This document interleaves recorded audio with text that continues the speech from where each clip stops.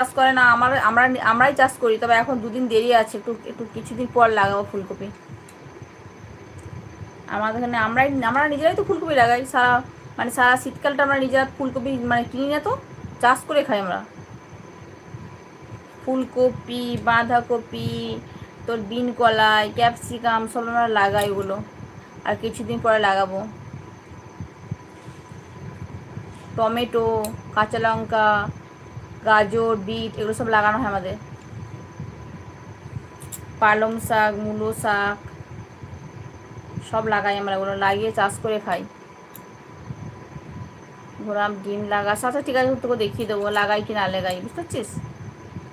গাজর, বিট, দেখ কী কী লাগাই দেখ, গাজর, বিট, ফুলকপি, বাঁধাকপি, পালং শাক, আর মূলো শাক, টমেটো, কাঁচা লঙ্কা এগুলো সব আমরা লাগাই, ধনে পাতা।